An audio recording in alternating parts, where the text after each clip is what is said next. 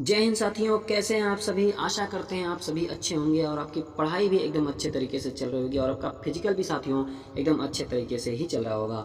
तो साथियों, आज का जो हमारा टॉपिक होने वाला है वो झारखंड पुलिस कांस्टेबल 2024 में जो हिंदी का पेपर 2 पूछा जाता है उसी का प्रैक्टिस सेट नंबर साथियों 20 है। इसके पहले आप लोगों के लिए हमने 19 प्रैक्टिस सेट ऑलरेडी प्रोवाइड करवा चुके हैं, तो आप लोग जाके वीडियो के माध्यम से अपनी तैयारी को जान सकते हैं।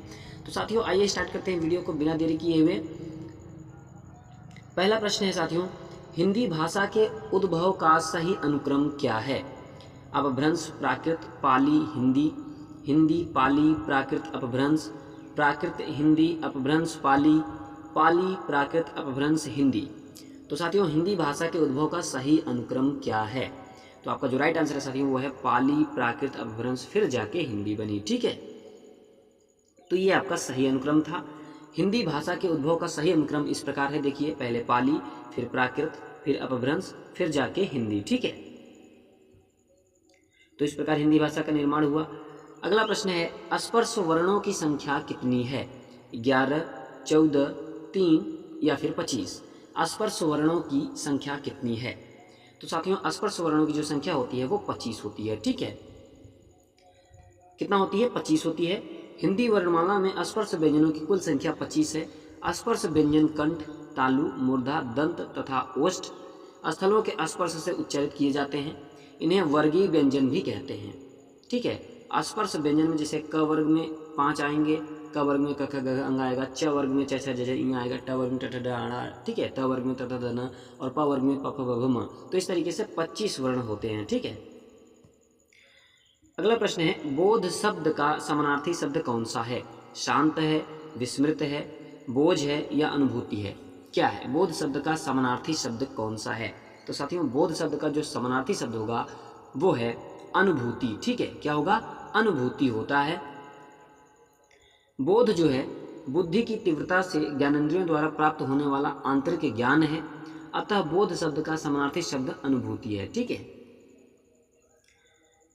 अगला प्रश्न है, निम्न में से कौन सा शब्द तत्सम नहीं है। स्त्री, भोजन, कमरा, भाषा। तो कौन सा शब्द तत्सम नहीं है। तो साथियों, कमरा जो है आपका वो तत्सम नहीं है। ठीक है, कमरा तत्सम शब्द नहीं है बल्कि पुर्तगाली भाषा का शब्द है, जबकि स्त्री, भोजन तथा भाषा तत्सम शब्द है। ठीक है, स्त्री, भोजन तथा भाषा जो है वो तत्सम शब्द है और कमरा जो है आपका पुर्तगाली शब्द है, तो पुर्तगाली भाषा का शब्द है। ठीक है, कौन सा शब्द नवीन शब्द का विरुद्धार्थी है। नया, पुरातन, प्राचीन, पुराना। तो कौन सा शब्द नवीन शब्द का विरुद्धार्थी है। तो साथियों, प्राचीन जो है वो नवीन शब्द का विलोम है। ठीक है, नवीन शब्द का विरुद्धार्थी माने विलोम प्राचीन होता है। नया, पुराना परस्पर विलोम है, नूतन का विलोम पुरातन होता है। ठीक है,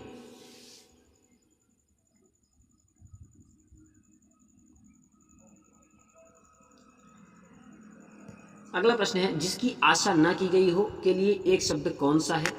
आशातीत, प्रत्याशा, अप्रत्याशित, अप्रत्याशा। तो जिसकी आशा न की गई हो के लिए एक शब्द है, कौन सा एक शब्द है साथियों। तो आपका जो राइट आंसर है वो है अप्रत्याशित। जिसकी आशा न की गई है उसे अप्रत्याशित कहते हैं। ठीक है, जिसकी आशा न की गई हो के लिए एक शब्द अप्रत्याशित है। आशा से परे या आशा से बहुत अधिक के लिए एक शब्द आशातीत होता है। अगला प्रश्न है, निम्नलिखित वाक्यों में से शुद्ध वाक्य पहचानिए। जब तुम फोन करोगे तो मैं आऊँगा। देश के लिए उसने अपना सर्वस्व न्यौछावर कर दिया। वह बहुत तेज तेज दौड़कर चला गया। बुराई को बढ़ावा नहीं दो। तो शुद्ध वाक्य पहचानना है आपको। तो देश के लिए उसने अपना सर्वस्व न्यौछावर कर दिया, ये आपका बिल्कुल शुद्ध वाक्य है। ठीक है, विकल्प बी में प्रस्तुत वाक्य शुद्ध है, अन्य वाक्य अशुद्ध है। विकल्प ए में प्रस्तुत वाक्य का शुद्ध रूप है, जब तुम फोन करोगे तो मैं आऊँगा। ठीक है, और विकल्प सी में प्रस्तुत वाक्य का जो शुद्ध रूप है वह यह है, वह बहुत तेज दौड़ा। और विकल्प डी के बारे में भी जान लीजिए। विकल्प डी में प्रस्तुत वाक्य का शुद्ध रूप है, बुराई को बढ़ावा नहीं दो। ठीक है, तो ये आपका शुद्ध रूप था। अगला प्रश्न है, इनमें से कौन सा शब्द शुद्ध है। यानी, द्वंद्व, यानी, उज्ज्वल। तो इनमें से कौन सा शब्द शुद्ध है ये बताना है। तो साथियों यानी जो है ये आपका शुद्ध है, यानी शुद्ध शब्द है, शेष शब्द अशुद्ध है। इनके शुद्ध रूप हैं द्वंद्व, ऐसे लिखा जाएगा, तथा ऐसे, उज्ज्वल इस तरीके से, ठीक है, उज्ज्वल इस तरीके से लिखा जाएगा। अगला प्रश्न है भवानी शब्द का पुल्लिंग शब्द क्या है? भवानी, भगवान, भगवती, भव। तो भवानी शब्द का पुल्लिंग शब्द क्या है?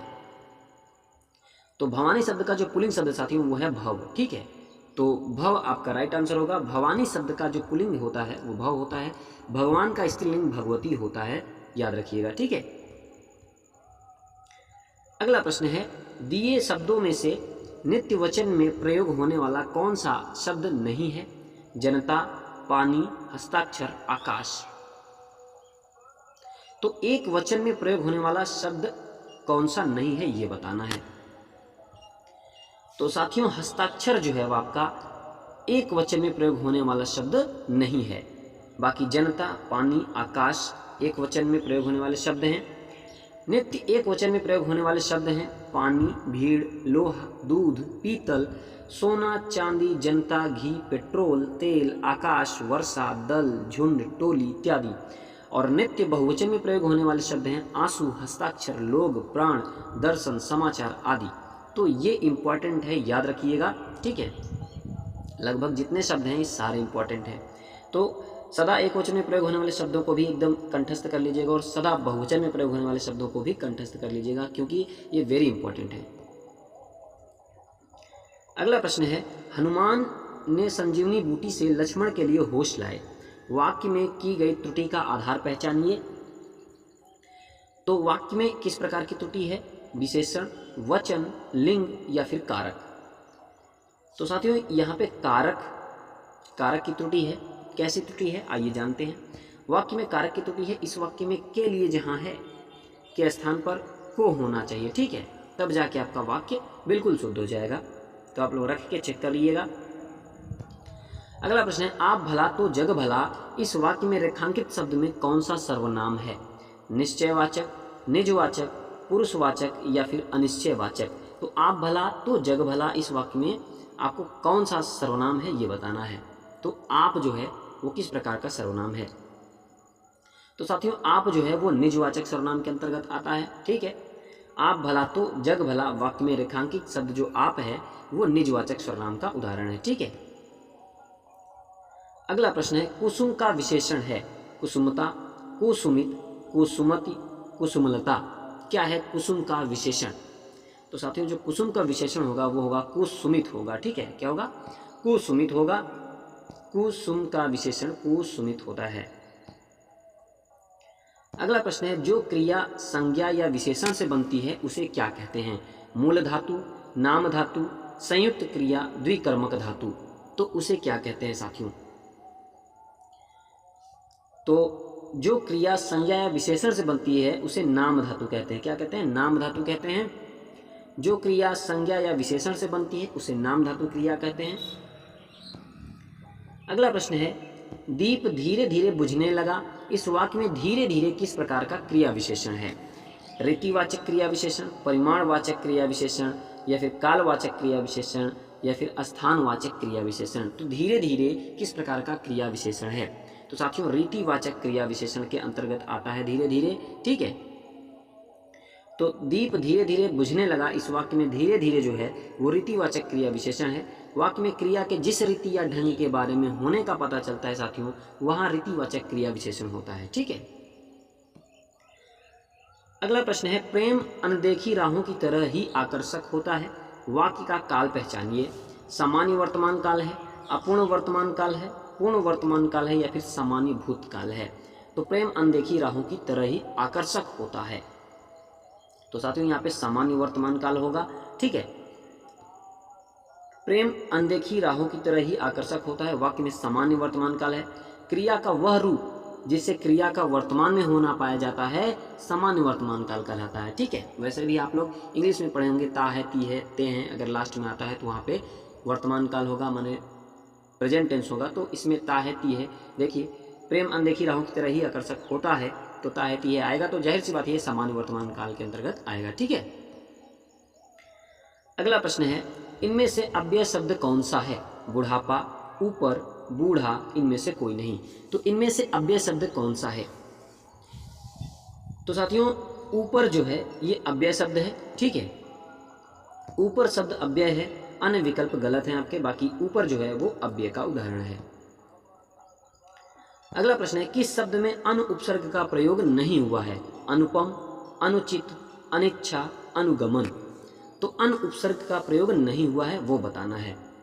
तो साथियों अनुगमन, अनुगमन में अनु उपसर्ग का प्रयोग नहीं हुआ है।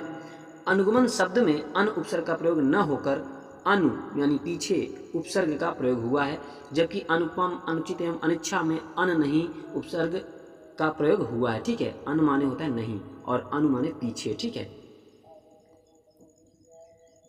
अगला प्रश्न है प्रत्यय मूलतः कितने प्रकार के होते हैं? 3, 2, 4, 5। तो प्रत्यय मूलतः कितने प्रकार के होते हैं? तो साथियों प्रत्यय जो होते हैं वो 2 प्रकार के होते हैं मूलतः। कौन कौन से होते हैं देख लीजिए। प्रत्यय मूलतः 2 प्रकार के होते हैं। कृत या कृदंत प्रत्यय, धातु प्लस प्रत्यय होता है। तद्धित प्रत्यय नामपद प्लस प्रत्यय होता है। ठीक है, तो प्रत्यय कुल मिला के 2 होते हैं, एक कृत या कृदंत, दूसरा तद्धित प्रत्यय। ठीक है, अगला प्रश्न है संधि के 3 भेद होते हैं, स्वर संधि, और यहाँ पे रिक्त स्थान कर लीजिए और यहाँ पे रिक्त स्थान कर लीजिए। तो संधि के 3 भेद होते हैं, एक स्वर संधि हो गया, दूसरा कौन सा होता है, तीसरा कौन सा होता है ये बताना है। तो साथियों एक होता है व्यंजन संधि और एक होता है विसर्ग संधि। ठीक है, संधि 3 प्रकार की होती है, स्वर संधि, व्यंजन संधि और विसर्ग संधि। तो व्यंजन विसर्ग आपका राइट आंसर होगा। अगला प्रश्न है यथारुचि में कौन सा समास है? अव्ययी भाव समास, तत्पुरुष समास, बहुब्रीहि समास या फिर द्वंद्व समास। तो यथारुचि में साथियों कौन सा समास है? तो अव्ययी भाव समास, अव्ययी भाव समास जो है वो यथारुचि में है। ठीक है, और इसका विग्रह करेंगे तो रुचि के अनुसार होता है। ठीक है, रुचि के अनुसार जो होता है उसी को हम यथारुचि बोलते हैं। ठीक है, तो यह अव्ययी भाव समास के अंतर्गत आएगा। इनमें से विस्मयादि बोधक चिन्ह कौन सा है? ये या फिर ये या फिर ये या फिर ये। तो आपको बताना है विस्मयादि बोधक चिन्ह कौन सा है। तो आपका जो राइट आंसर साथियों वो है इस तरीके से, ये आपका विस्मयादि बोधक चिन्ह है। ठीक है, और ये प्रश्नवाचक चिन्ह है और ये फुल स्टॉप है और ये अर्धविराम है। ठीक है, विस्मयादि बोधक चिन्ह ये हुआ, जबकि प्रश्नवाचक चिन्ह ये, पूर्ण विराम आपका ये होगा और अर्धविराम सूचक चिन्ह ये होता है। ठीक है,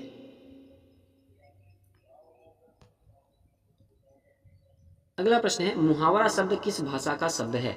अरबी, उर्दू, फारसी या फिर हिंदी। तो साथियों मुहावरा जो शब्द है वो किस भाषा का शब्द है? तो मुहावरा जो है वो अरबी भाषा का शब्द है। ठीक है, मुहावरा शब्द मूलतः अरबी भाषा का शब्द है जिसका शाब्दिक अर्थ है अभ्यास करना। अरबी भाषा का मुहावरा शब्द उर्दू में मुहाविरा हो गया और हिंदी में मुहावरा के रूप में प्रयुक्त होने लगा है। ठीक है, यही अरबी भाषा जो मुहावरा था वो उर्दू में मुहाविरा हो गया और हिंदी में मुहावरा के रूप में प्रयुक्त होने लगा। ठीक है, अगला प्रश्न है घी खिचड़ी होना इस कहावत का अर्थ बताएं। स्वाद बढ़ाना, मकर संक्रांति पर्व मनाना, पौष्टिकता में वृद्धि होना, खूब घुलना मिलना। क्या होता है घी खिचड़ी होने का अर्थ? तो साथियों खूब घुलना मिलना। ठीक है, यही होता है घी खिचड़ी होना। घी खिचड़ी होना कहावत का अर्थ खूब घुलना मिलना होता है। जुगुप्सा किस रस का अस्थाई भाव है? विभत्स, भयानक, रौद्र, वीर। तो जुगुप्सा जो है वो किस रस का अस्थाई भाव है? तो जुगुप्सा जो है वो विभत्स रस का अस्थाई भाव है। ठीक है, जुगुप्सा विभत्स रस का अस्थाई भाव है। रोला छंद में कितनी मात्राएं होती हैं? 28, 16, 26 या फिर 24। तो रोला छंद में कितनी मात्राएं होती हैं? तो रोला छंद में साथियों 24 मात्राएं होती हैं। ठीक है, कितनी मात्राएं? 24 मात्राएं होती हैं। रोला में 4 चरण होते हैं, प्रत्येक चरण में 11 और 13 मात्राओं के विराम के साथ 24 मात्राएं होती हैं। अंत में लघु गुरु होते हैं, परंतु कुछ विद्वान अंत में केवल गुरु ही मानते हैं, किंतु यह आवश्यक नहीं है। लेकिन 24 मात्राएं होती हैं और प्रत्येक चरण में 11 और 13 मात्राओं के विराम के बाद, ठीक है, तब जाके 24 मात्राएं होती हैं। तो ये रोला होता है। ठीक है, और इसमें 4 चरण होते हैं। अगला प्रश्न है, जहां एक शब्द अनेक अर्थों में प्रयुक्त होता है वहां कौन सा अलंकार होता है? यमक, श्लेष, मानवीकरण या फिर वक्रोक्ति। जहां एक शब्द अनेक अर्थों में प्रयुक्त होता है साथियों वहां पे क्या होता है? तो वहां पे श्लेष अलंकार होता है। ठीक है, कौन सा अलंकार होता है? श्लेष अलंकार होता है। जहां एक शब्द अनेक अर्थों में प्रयुक्त होता है वहां श्लेष अलंकार होता है। श्लेष का अर्थ होता है चिपका हुआ। ठीक है, क्या आप अखबार पढ़ते हैं? यह किस प्रकार का वाक्य है? विधानवाचक, प्रश्नवाचक, संकेतवाचक, निषेधवाचक। तो क्या आप अखबार पढ़ते हैं यह किस प्रकार का वाक्य है? तो साथियों यह जो है प्रश्नवाचक वाक्य है। क्या आप अखबार पढ़ते हैं, यह प्रश्नवाचक प्रकार का है वाक्य। इस वाक्य से प्रश्न करने का बोध हो रहा है तो यहाँ पे प्रश्नवाचक होगा। ठीक है, अगला प्रश्न है, मेरे से पढ़ा नहीं जाता। इस त्रुटि युक्त वाक्य के लिए निम्नलिखित में से शुद्ध वाक्य पहचाने। मुझे पढ़ा नहीं जाएगा, मेरे को पढ़ा नहीं जाएगा, मैंने पढ़ा नहीं जा रहा, मुझसे पढ़ा नहीं जाता। तो मेरे से पढ़ा नहीं जाता, इसका जो त्रुटि युक्त वाक्य के लिए शुद्ध वाक्य है वो है मुझसे पढ़ा नहीं जाता। ये बिल्कुल राइट होगा। ठीक है,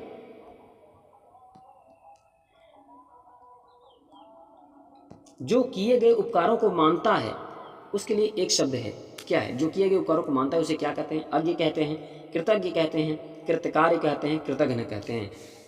तो जो किए गए उपकारों को मानता है साथियों उसे हम कृतज्ञ कहते हैं। क्या कहते हैं? कृतज्ञ कहते हैं। ठीक है, जो किए गए उपकारों को मानता है के लिए एक शब्द है कृतज्ञ, और जबकि जो किए गए उपकारों को न मानता हो उसके लिए एक शब्द है कृतघ्न। ठीक है, जो न जानता हो, जो न जानता हो उसके लिए है अज्ञ, और जो अपना प्रज्ञा सिद्ध कर चुका हो के लिए एक शब्द है कृतकार्य। ठीक है, तो ये था आपके कुछ इंपॉर्टेंट एक शब्द। निर्मल का विलोम शब्द दिए गए विकल्पों में से कौन सा है? मलिन, विषम, अभद्र, कोमल। तो निर्मल का विलोम शब्द क्या होगा? तो साथियों मलिन जो है वो निर्मल का विलोम शब्द है। ठीक है, भद्र का विलोम शब्द अभद्र होता है, और सम का विषम, और कोमल का कठोर होता है। ठीक है, गाय का पर्यायवाची क्या होगा? धेनु, अरुणशिखा, चतुष्पद, वासुकी। तो गाय का जो पर्यायवाची होगा साथियों वो है धेनु। ठीक है, गाय का पर्यायवाची धेनु है। इसके अन्य पर्यायवाची सुरभि, गौरी, भद्रा, दौग्धी, गो इत्यादि हैं। ठीक है, अगला प्रश्न है, थोथा चना उसके बाद डैश डैश घना रिक्त स्थान की पूर्ति करें। बजे, बाजे, बजाए या फिर बोले। तो थोथा चना बाजे घना होता है। ठीक है, तो बाजे आपका राइट आंसर होगा। अगला प्रश्न है, गरीबों की सहायता करो। गरीब शब्द क्या है? विशेषण है, विशेष्य है, जातिवाचक संज्ञा है, भाववाचक संज्ञा है। तो गरीबों की सहायता करो, गरीब शब्द क्या है साथियों? तो जो गरीब शब्द है वो जातिवाचक संज्ञा के अंतर्गत आएगा। संज्ञा आपके 5 प्रकार के होते हैं, जिसमें से एक प्रकार है जातिवाचक संज्ञा, और जातिवाचक संज्ञा वो संज्ञा होती है जिसमें समस्त जाति का बोध होता है। तो गरीब के अंदर सारे गरीब आ जाएंगे। तो यहाँ पे गरीब जो है वो जातिवाचक संज्ञा के अंतर्गत आएगा। गरीब शब्द जातिवाचक संज्ञा है। जब किसी शब्द से पूरे समुदाय का बोध हो तो उसे जातिवाचक संज्ञा कहते हैं, जैसे छात्र, गरीब, अमीर, व्यापारी, अधिकारी आदि। अगला प्रश्न है, यदि मुड़ना अकर्मक क्रिया है तो उसकी सकर्मक क्रिया क्या होगी? मोड़, मुड़ जाना, मुड़ना, मुड़वाना। यदि मुड़ना अकर्मक क्रिया है तो उसकी सकर्मक क्रिया क्या होगी साथियों? तो इसका जो सकर्मक क्रिया होगा वो होगा मोड़ना। ठीक है, क्या होगा? मोड़ना। दिए गए वाक्य में मुड़ना अकर्मक क्रिया है, इसकी सकर्मक क्रिया मुड़ना होगी। शेष मोड़ संज्ञा, मुड़ जाना संयुक्त क्रिया तथा मुड़वाना प्रणर्थक क्रिया है। ठीक है, मोड़ जो है संज्ञा, मुड़ जाना संयुक्त क्रिया है तथा मुड़वाना प्रेरणार्थक क्रिया है। अगला प्रश्न है, शुद्ध वर्तनी वाले शब्द का चयन करें। ज्योतिषना, ज्योत्सना, ज्योत्सना, ज्योत्सना। तो शुद्ध वर्तनी वाला शब्द का चयन करना है। तो ज्योत्सना आपका बिल्कुल राइट होगा। ठीक है, ज्योत्सना शब्द वर्तनी की दृष्टि से शुद्ध शब्द है, अन्य शब्दों की वर्तनी अशुद्ध है। सांप का पर्यायवाची है अहि, कहरी, अरुणशिखा, शार्दुल। तो सांप का पर्यायवाची क्या होगा? तो सांप का जो पर्यायवाची होगा वो आपका अहि होगा। ठीक है, सांप का पर्यायवाची अहि, ब्याल, भुजंग, पवनाग, विषधर, पन्नग, सारंग, मणिधर, उरग आदि केहरी तथा शार्दुल जो हैं वो सिंह के पर्यायवाची हैं। जो परीक्षा में उत्तीर्ण न हो उसे हम क्या कहते हैं? असफल कहते हैं, अनुत्तीर्ण कहते हैं, अयोग्य कहते हैं या फिर अवनति कहते हैं। तो जो साथियों परीक्षा में उत्तीर्ण न हो उसे हम अनुत्तीर्ण कहते हैं, ठीक है। और जो परीक्षा में पास होता है उसे हम उत्तीर्ण कहते हैं। अगला प्रश्न है, संयोग शब्द में उपसर्ग एवं मूल कौन से हैं? सधन योग, सधन योग, समधन योग और सनधन योग। तो संयोग में साथियों उपसर्ग और मूल शब्द बताना है। तो सम धन योग ये आपका बिल्कुल राइट आंसर होगा, क्योंकि सम आपका उपसर्ग हो जाएगा और मूल शब्द योग हो जाएगा, ठीक है। संयोग शब्द सम धन योग से बना है, जिसमें सम उपसर्ग है और योग जो है वो मूल शब्द है। सम संस्कृत उपसर्ग है जिसका अर्थ है पूर्णता, संयोग। सम उपसर्ग से निर्मित अन्य शब्द हैं संस्कृत, संग्रह, संतोष, संन्यास, संस्कार, संरक्षण इत्यादि, ठीक है। अगला प्रश्न है, दीर्घायु का विलोम होगा चिरायु, अल्पायु, नश्वर, क्षणिक। तो दीर्घायु का विलोम क्या होगा? तो साथियों दीर्घायु का जो विलोम होगा वो अल्पायु होगा, ठीक है। दीर्घायु और अल्पायु। जबकि नश्वर अथवा क्षणिक का विपरीतार्थक शब्द होगा शाश्वत। अगला प्रश्न है, निम्नलिखित में से शुद्ध वाक्य है, शुद्ध वाक्य आपको छांटना है। स्नेहा ने गीत की 2-4 लड़ियां गाई, परीक्षा की प्रणाली बदलना चाहिए, मुझे बड़ी भूख लगी है, मेरी माँ ने मुझे खाना दिया। तो यहाँ पे जो शुद्ध वाक्य होगा साथियों वो होगा मेरी माँ ने मुझे खाना दिया, ये आपका शुद्ध वाक्य है, ठीक है। मेरी माँ ने मुझे खाना दिया शुद्ध वाक्य है। शेष दिए गए विकल्पों के शुद्ध वाक्य होंगे, देखिए, स्नेहा ने गीत की 2-4 कड़ियाँ गाई, ठीक है, क्या कड़ियाँ गाई होगा। परीक्षा की प्रणाली बदलनी चाहिए, ठीक है, मुझे बहुत भूख लगी है, ये होना चाहिए। तो ये शुद्ध वाक्य थे अशुद्ध वाक्यों के। कागजी घोड़े दौड़ाना मुहावरे का अर्थ होगा नकली घोड़े दौड़ाना, बहुत परिश्रम करना, व्यर्थ की लिखा पढ़ी करना, जांच पड़ताल करना। तो कागजी घोड़े दौड़ाना मुहावरे का अर्थ होगा। तो साथियों व्यर्थ की लिखा पढ़ी करना, ठीक है, व्यर्थ की लिखा पढ़ी करना ही होता है कागजी घोड़े दौड़ाना। कागजी घोड़े दौड़ाना मुहावरे का जो अर्थ होता है वो व्यर्थ की लिखा पढ़ी करना है। यथा वर्तमान सरकार की बहुतायत योजनाएं तो कागजी घोड़े दौड़ाकर ही पूरी हो जा रही हैं और जनता तो केवल अखबारों में पढ़कर मौन है, ठीक है। तो ये आपका वाक्य के हिसाब से प्रयोग बता दिया गया। सही अर्थ वाला शब्द युग्म नहीं है। अनिल अनल हवा आग होगा, अली अली भौरा सखी होगा, आदि या आदि का आरंभ अभ्यस्त होगा, या फिर जलद का कमल या फिर जलद का समुद्र होगा, क्या होगा? तो सही अर्थ वाला युग्म शब्द नहीं है, ये बताना है। तो साथियों यहाँ पे जलद और जलज और जलद ये आपका बिल्कुल गलत है, क्योंकि जलद जो होता है वो बादल का पर्यायवाची होता है, ठीक है, समुद्र का नहीं।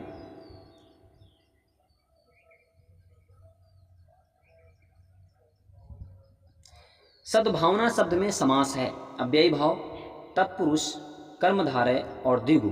तो सद्भावना शब्द में समास है साथियों। तो यहाँ पे जो समास होगा सद्भावना में वो आपका होगा कर्मधारय समास, ठीक है। कौन सा समास? कर्मधारय समास होगा सद्भावना में। सद्भावना सच्ची भावना में विशेषण विशेष का संबंध है, अतः यहाँ कर्मधारय समास है। याद रखिएगा, जिस समास के समस्त पद का उत्तर पद प्रधान हो तथा पूर्व पद व उत्तर पद में विशेष्य विशेषण संबंध हो वहाँ कर्मधारय समास होता है, ठीक है। जैसे देहलता देह रूपी लता, प्राण प्रिय प्राण के समान प्रिय, अधमरा आधा है जो मरा, ठीक है। तो यहाँ पे कर्मधारय समास होगा। अगला प्रश्न है, जिन शब्दों में लिंग वचन कारक आदि के कारण कोई परिवर्तन नहीं होता है वह क्या कहलाते हैं? क्रिया कहलाते हैं, वचन कहलाते हैं, अव्यय कहलाते हैं या फिर वाच्य कहलाते हैं? क्या कहलाते हैं? तो साथियों वो जो है अव्यय कहलाते हैं। जिन शब्दों में लिंग वचन कारक आदि के कारण कोई परिवर्तन नहीं होता उन्हें ही हम अव्यय कहते हैं, ठीक है। जैसे तथा, किंतु, परंतु, एवं, अर्थात और आदि अव्यय के 4 भेद होते हैं, ठीक है। अव्यय के 4 भेद होते हैं, एक क्रिया विशेषण होता है, एक संबंध बोधक होता है, एक समुच्चय बोधक होता है और एक होता है विस्मयादि बोधक, ठीक है। तो ये अव्यय के 4 भेद हो गए। साथियों यहाँ से आपका गद्यांश का क्वेश्चन है। निम्नलिखित गद्यांश को पढ़कर नीचे दिए गए प्रश्नों के उत्तर देना है। ये आपका गद्यांश है, तो आइए गद्यांश को पढ़ना स्टार्ट करते हैं। बचपन के दिनों को सोचता हूँ तो सब कुछ बदला बदला लगता है, जिसे देखकर विस्मित हो जाता हूँ। बचपन में एक बार फुटबॉल खेलते समय गेंद पंचर हो गई। हम सभी बच्चे एक दोस्त के पिता की दुकान पर पहुँचे। उसके पिता साइकिल मरम्मत का काम करते थे। ठीक है, उन्होंने तुरंत फुटबॉल का पंचर ठीक कर दिया। हमारे आनंद का ठिकाना न रहा। उन दिनों अंग्रेजी स्कूलों का चलन शुरू हो गया था। इन स्कूलों में बच्चों को पढ़ाना शान की बात मानी जाती थी। गरीबों के बच्चे इनके सपने ही ले सकते थे। कुछ बड़े घरों के बच्चे ही इनमें पढ़ने जाते थे। समाज में अमीर गरीब का भेद अधिक था। ठीक है, किसका भेद अधिक था? अमीर गरीब का। तो अब ये आपका गद्यांश पढ़ के पूरा हो गया। अब आइए इसी के गद्यांश को पढ़ने के बाद 5 प्रश्नों का उत्तर देते हैं और देने की कोशिश करते हैं, क्या हम दे लेते हैं। देखिए, विस्मित होने का क्या कारण है? पहला प्रश्न है बचपन के दिन, सोचना, तेज बदलाव, यूं ही। तो विस्मित होने का कारण क्या है? पहली ही लाइन में लिखा था, तो क्या था बताइए। तो साथियों, तेज बदलाव ही विस्मित होने का कारण है। ठीक है, पहली लाइन में आप लोग पढ़ा होगा। देखिए, विस्मित होने का प्रमुख कारण तेज बदलाव है, क्योंकि बचपन के दिनों को सोचने पर वर्तमान में सब कुछ बदला बदला सा लगता है। अब अगला प्रश्न का जवाब देने की कोशिश करेंगे। समाज में किसका भेद था? स्त्री पुरुष का, बच्चों का, अमीर गरीब का, गोरे काले का। तो साथियों, समाज में किसका भेद था? तो लास्ट वाली लाइन में हमने पढ़ा था अमीर गरीब का। ठीक है, समाज में किसका भेद था? अमीर गरीब का भेद था। गद्यांश के अनुसार लेखक के बचपन के दिनों में समाज में अमीर गरीब का भेद अधिक था। ठीक है, और अगला प्रश्न है गद्यांश के हिसाब से, दोस्त के पिताजी क्या काम करते थे? तो जब फुटबॉल पंचर हो गया था साथियों, गद्यांश जब हम लोग पढ़े तो फुटबॉल पंचर हो गया था, तो हम लोग दोस्त के पापा की दुकान पे गए थे। तो वो क्या करते थे? साइकिल चलाते थे, साइकिल मरम्मत करते थे, फुटबॉल बेचते थे, फुटबॉल खरीदते थे। तो दोस्त के पिताजी क्या काम करते थे साथियों? वो जो है साइकिल मरम्मत करते थे। ठीक है, तब उन्होंने पंचर बनाई थी। दोस्त के पिताजी साइकिल मरम्मत का काम करते थे, उन्होंने ही फुटबॉल का पंचर ठीक किया था। साथियों, अगला प्रश्न है उन दिनों किसका चलन शुरू हो गया? अंग्रेजी स्कूलों का, फुटबॉल का, हिंदी पढ़ने का, साइकिल चलाने का। तो लगभग गद्यांश के दूसरी लाइन में यह लिखा गया है कि उन दिनों किसका चलन शुरू हो गया था? अंग्रेजी स्कूलों का, फुटबॉल का, हिंदी पढ़ने का। तो साथियों, अंग्रेजी स्कूलों का प्रचलन जो है वो शुरू हो गया था। ठीक है, तो लेखक के बचपन के दिनों में अंग्रेजी स्कूलों का चलन शुरू हो गया था। इन स्कूलों में बच्चों को पढ़ाना शान की बात मानी जाती थी। इनमें कुछ बड़े घरों के बच्चे ही पढ़ने जाते थे और गरीब के बच्चे इनके सपने ही ले सकते थे। ठीक है साथियों, आज की वीडियो का लास्ट प्रश्न है, बड़े घरों के बच्चे से क्या अभिप्राय है? बड़े घरों में रहने वाले बच्चे, पैसे वाले लोगों के बच्चे, सुंदर बच्चे, एक साथ रहने वाले बच्चे। तो पैसे वाले लोगों के बच्चे ही क्या होते हैं? बड़े घरों के बच्चे होते हैं साथियों। तो बड़े घरों के बच्चे से अभिप्राय पैसे वाले लोगों के बच्चे से है, जो सभी प्रकार के सुख सुविधाओं से संपन्न थे, उनको कोई प्रकार की दिक्कत नहीं होगी, वो किसी भी स्कूल में पढ़ा लिखा सकते थे। तो साथियों, ये था आपका 50 प्रश्न, जो कि झारखंड पुलिस में 50 प्रश्न ही पूछा जाता है हिंदी के प्रश्न पत्र 2 में। तो वीडियो कैसी लगी आप लोग कमेंट करके जरूर बताइएगा। अगर वीडियो पसंद आए तो साथियों तो आप लोग एक लाइक जरूर करिएगा और चैनल को सब्सक्राइब जरूर करिएगा साथियों, और अपने दोस्तों तक शेयर जरूर करिएगा।